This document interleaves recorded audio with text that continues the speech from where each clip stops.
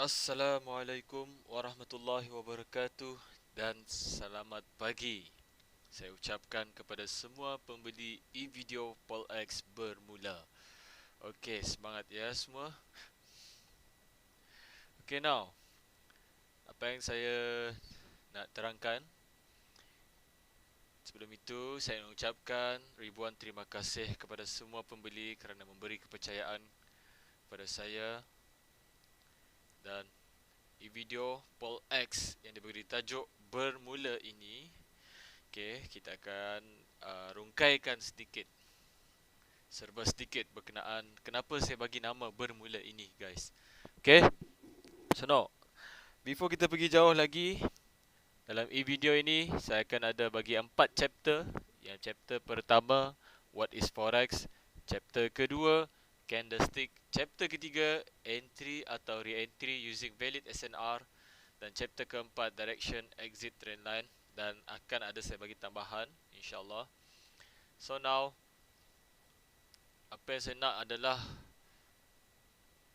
ataupun saya tegur lagi sekali, jika belajar ini kalau boleh tertib, tenang, jangan kelam kabut. Belajarlah satu demi satu chapter, fahami satu demi satu chapter. Kalau chapter 1 belum faham, jangan harap untuk pergi ke chapter 2. Kalau chapter 2 belum faham lagi, jangan harap pergi ke chapter 3 sehingga ke chapter yang terakhir. Kerana setiap chapter itu mempunyai dia punya, apa orang panggil, uh, kefahaman yang penting lah. Okay, so chapter pertama mungkin saya boleh mulakan sekarang. Saya mulakan dengan Bismillahirrahmanirrahim. Semoga dengan adanya e-video ini dapat membantu sedikit kefahaman tuan dan puan tentang forex. Okay, saya akan share di mana saya entry. Okay, so chapter yang pertama,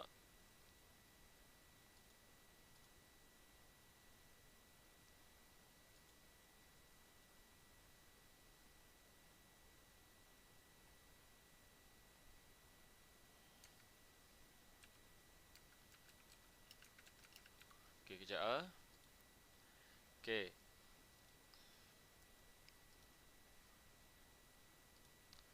chapter 1.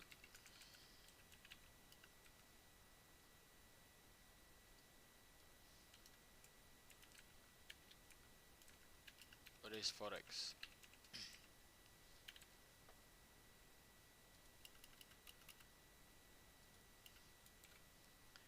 Okay, chapter 1, what is forex?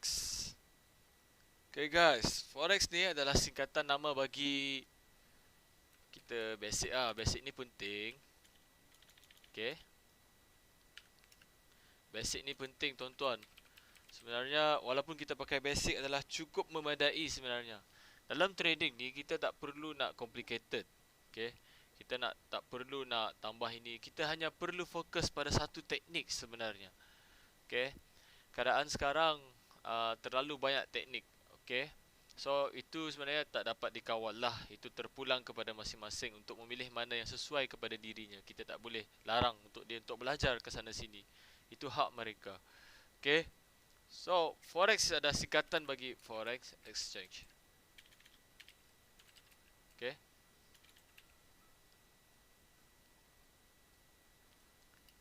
pun dalam Melayunya pertukaran mata wang asing. Okay, dalam forex ni yang kita nak tahu hanyalah bila masa kita nak buy dan bila kita nak sell. Dua ni je. Kalau kita buka chart ni, okay, kita buka chart ni, kalau kita tengok sini, dia hanya ada dua sahaja, iaitu buy dan sell. Okay, hanya dua je. Buy, sell. Buy, sell. Itu je. Bila you nak tahu dia nak buy, bila you nak tahu dia nak sell. Okay, so kalau kita tengok di sini, MetaTrader 4 ini yang korang akan pakai setiap hari untuk trading. Okay, yang korang nak pakai setiap hari untuk trading. Jual dan beli, buy dan sell. jual dan beli ni ada setiap hari korang buat sebenarnya.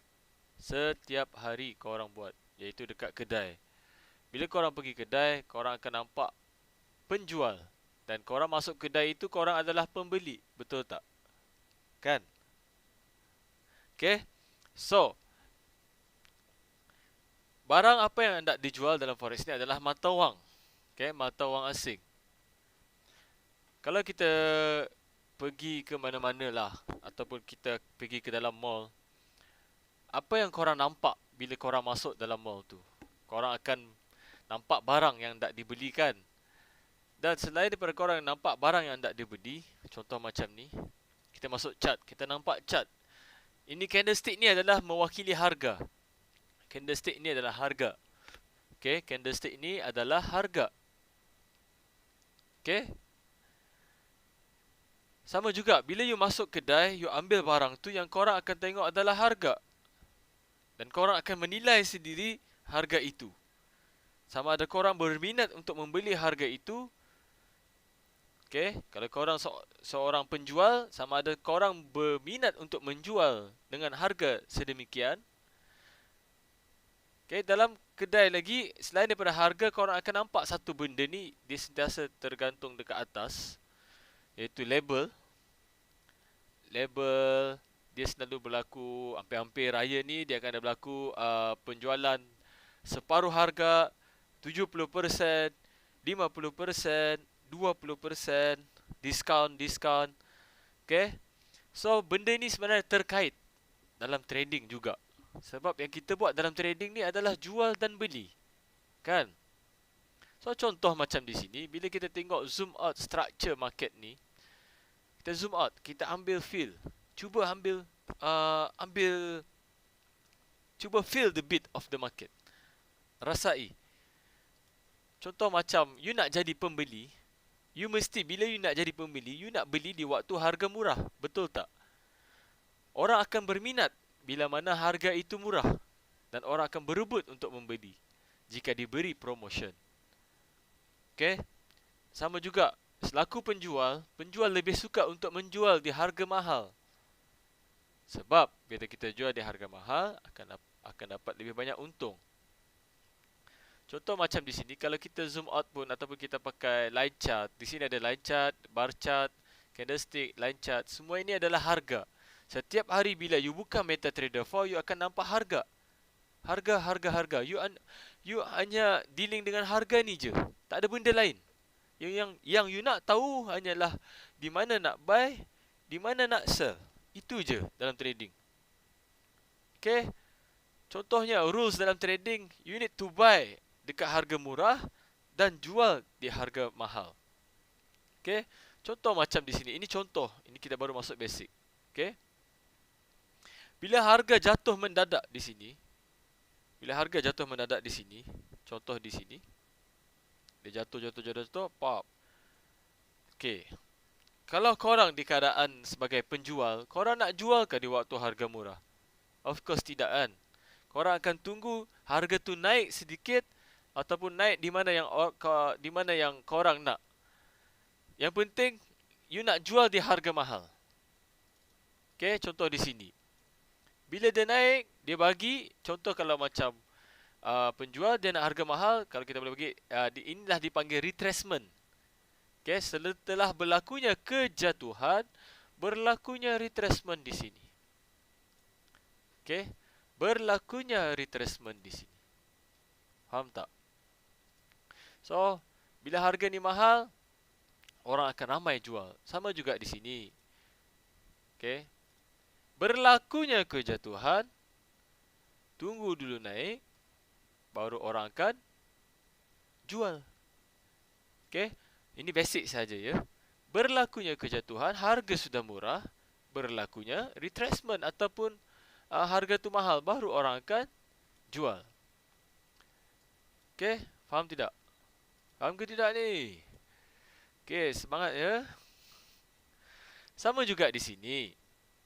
Bila harga tu mahal naik, janganlah memandai-mandai untuk jual, untuk beli. Okay? Janganlah memandai-mandai untuk beli. Sebab harga sudah nampak di situ, harga tu naik, melonjak naik, jauh. Okay, so kurang-kurangkan untuk buy. Jika nak buy, tunggulah dia bagi diskaun. Tunggulah bagi retracement. Tunggulah dia bagi pullback. Okay, maksud pullback ni telah berlaku kenaikan, berlakunya pullback ataupun retracement. So, korang patut beli di waktu harga murah. Macam di sini. Setelah berlaku kenaikan, berlakunya kejatuhan sedikit. Diskaun dia bagi. Macam di sini. Berlakunya kenaikan yang mahal, dia bagi diskaun. Okay, sama juga kalau kita guna candlestick. Sama je. Okay. Contoh sini, berlakunya kejatuhan, harga sudah murah, tunggulah harga tu jadi mahal sedikit. Baru kita nak jual. Bila harga sudah murah, tunggulah harga tu jadi mahal sedikit, baru kita jual. Tunggu harga tu murah, dia sekarang ni murah, tunggu harga tu mahal, baru kita jual. Kita nak tahu kita nak tahu kenapa dia reverse di sini. Ini je yang kita nak belajar lepas ni. Di mana nak put entry.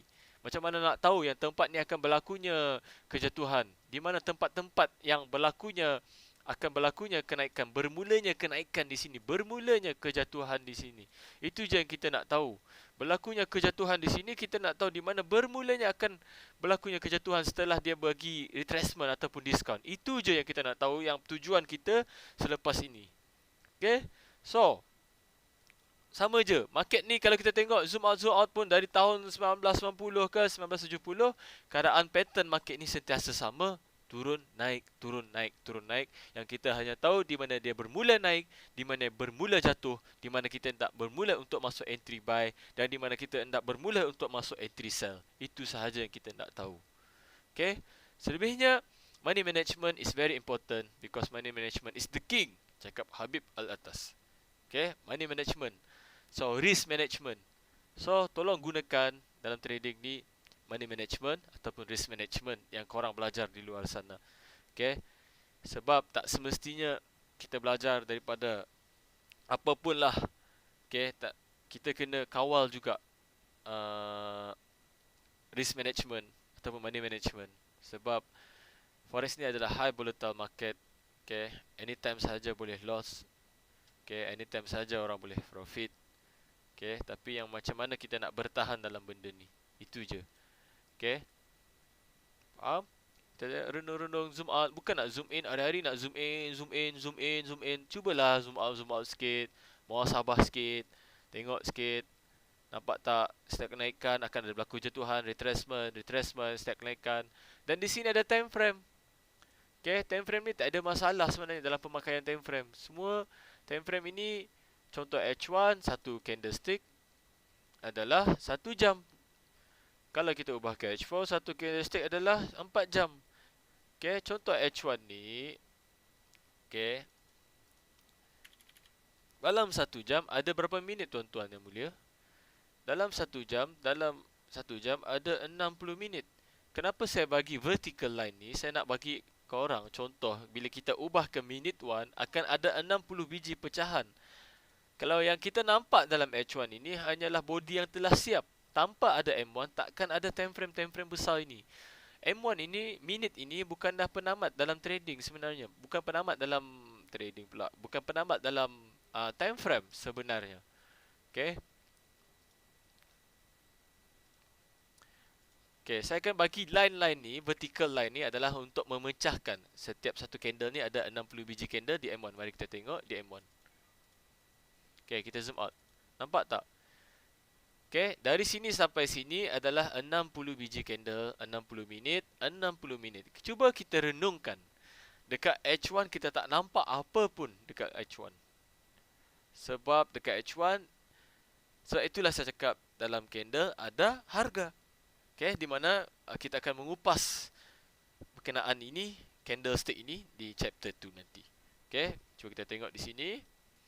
Isi kandung dia dalam candlestick setelah berlaku kenaikan ada berlakunya kejatuhan. Dan bila harga sudah mahal, kita tunggu harga murah. Dan kita nak tahu nanti kita akan belajar technical analisisnya kenapa buy di sini, tuan-tuan yang mulia. Okay, kenapa kita nak buy di sini? Okay.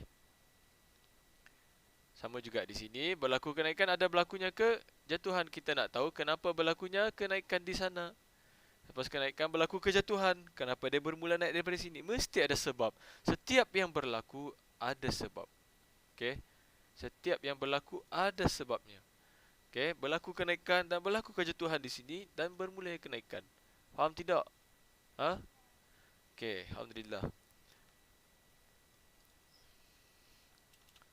So, macam biasa rules dalam trading,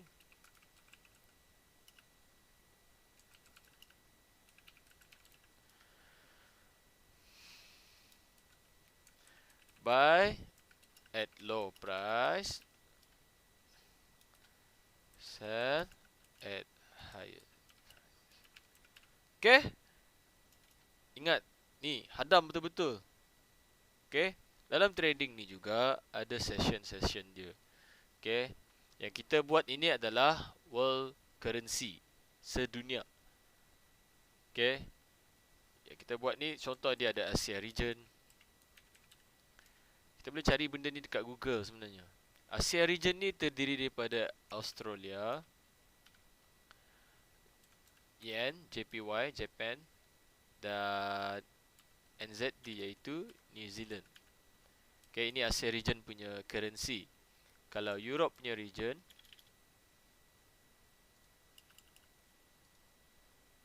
okay,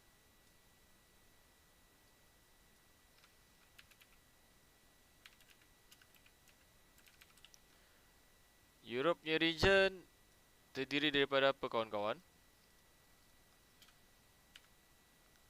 Euro, CHF, Swiss, GBP. Okay, dan Amerika.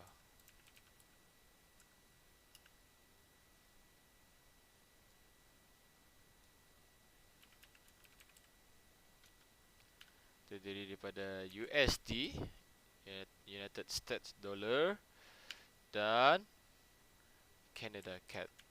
Okay, so dia ada jam-jam dia. Dari sini dia pukul 8 pagi pun dah aktif, membawa ke 11 pagi. Dan di sini pukul 3 petang membawa ke malam juga 10 PM. Ini pukul 8 PM kadang membawa ke 3 pagi. Okey. Kenali diri. Okey. Kenali masa-masa ni. Contoh macam saya lebih suka trading di GBP JPY. Okey. Kalau kita tengok GBP JPY, dia jam pagi pun ada, petang pun ada, semalam pun boleh juga. Okey. Mana GBP JPY? Cuba kita tengok GBP JPY. Saya biasa trade GBP JPY 3, 4, 5 petang lah. Kebiasaannya saya trade. Okey. Contoh kalau broker ni dia start I think pukul 6 kot di sini. 6, 7, 8, 9, 10, 11, 12, 13, 14, 15. Nampak tak 15 dia berlaku kekuatan di situ market. 15, 16, 17 pukul 5 berlakunya kenaikan. Okey, contoh di sini 6, 7, 8, 9, 10, 11, 12, 13, 14, 15 dan berlakunya kejatuhan pada pukul 3 petang. Okey. So, apa yang kita nak sebenarnya dalam trading ni? We just want USD. Okay. Kadang-kadang saya akan kongsikan lepas ni lah apa dia maksud swing, apa dia maksud intraday, apa dia maksud scalping. Okay, basically kadang-kadang saya akan trading hanya pada intraday. Kadang-kadang bila ada setup untuk swing, saya akan swing ataupun hold untuk jangka masa panjang. Okay. Contoh macam di sini 6, 7, 8, 9, 10, 11, 12, 13, 14, 15. Di mana waktu pukul 3, 4, 5 petang ni, waktu GBP JPY saya biasa trade 3, 4, 5 petang di antara jam ni. Di mana waktu 3, 4 dan 5 petang Malaysia ini jam Malaysia, di mana kebiasaannya waktu ini adalah waktu big player masuk order. Okay, nampak tak di sini? Kalau kita just nak ambil mungkin 10 pip, 30 pip untuk intraday, 50 pip. Okay, dalam 2 jam pun sudah dapat 50 pip, dalam sejam pun boleh dapat 30 USD. 30 pip. So sebenarnya sekarang ni kita sebenarnya tak ada target. Bila kita trading ni tak ada target, so nampaklah macam kita tu tak ada tujuan. Okay, dalam trading kita tak ada apa yang sebenarnya kita nak. Okay, we just want USD. If you want USD, you carilah intraday kah, scalping kah, okay, swing. Okay, kita ada target masing-masing. Okay, kita tak perlu nak ikut orang. Kita ada kita punya sendiri, kemahuan kita sendiri. Okay, bila kita tengok jam-jam selebihnya 6, 7, 8, 9, 10, 11, 12, 13, 14, 15. Nampak tak? Dari ni, jam pukul 3 ni dia bermula naik. Okay, kalau nak swing, nampak dalam sehari pun boleh dapat 200 pip, 300 pip. Okay. So now, dalam trading ni dia ada tiga jenis trader. Okay. Saya panggil yang ni. Kenali diri anda. Are you a swinger? Are you a scalper? Or you a intra day trader? Okay. So korang kena kenali diri korang lah. Kalau nak swing, cari setup melalui daripada mana. Kena tahu di mana nak entry. Dan kena tahu di mana nak exit. Bila nak entry ni, kena tahu mana nak exit. Naik bus, kena tahu di mana nak turun. Okay, jangan naik bus, naik trend, tak tahu di mana nak berhenti. Itu habislah. Okay, ada orang dia tahu mana nak entry, tapi exit dia tak tahu. Okay, samalah bila exit ni kalau kita tak tahu. Contoh dia hold buy di sini, buy. Dia tahu buy ni sebab SNR lah, apalah dia punya teknik lah. Tapi bila dah jalan market tu, naik dia profit dah, mulalah dia guna gamble dia tu lah. Rasanya nak naik gini. Rasa dia main pakai teknik rasa. Daripada SNR tu bertukar kepada rasa. So korang fikir-fikirkanlah apa hukumnya main rasa-rasa ni lah. Okay. So elakkan. Kena tahu entry dan kena wajib tahu exit di mana. Ini wajib tuan-tuan. Okay. Fakta dalam trading ni, saya nak bagi tahu fakta dalam trading ni adalah, fakta dia adalah trading is a waiting game. Okay.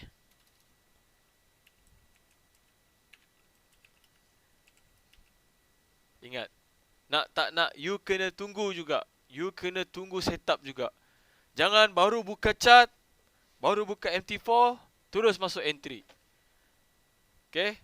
Baru buka je, contoh macam ni, buka je, analisis 10 minit, 5 minit, 3 minit, dah masuk. Buy, sell. Ingat apa? Ini bukan gamble. Okay. Ini bukan mesin judi. Faham? Buka chart, tenang, relax. Analisis dulu, tarik trendline, tarik SNR, look to the left, follow your SOP, apa yang akan saya kongsikan lepas ini. Okay. Jangan buka chart terus, tak ada analisis apa buat, main tengok candle je. Nampak je candle besar macam ni, sell, terus sell, pap, naik, floating, dah menggelabah, loss. Okay, nampak? Janganlah trading ni nak main-main apa, nampak candle besar, sell terus. Nampak candle buy besar, biru ni besar, wah ni buy ni. Janganlah macam tu. Okay, kita kena guna technical analysis. So itu sahaja untuk chapter 1. Okay, kita akan sambung ke chapter 2. Tolong tengok balik video chapter 1 ni. Okay. Okay, Assalamualaikum warahmatullahi wabarakatuh. Sampai jumpa di chapter 2.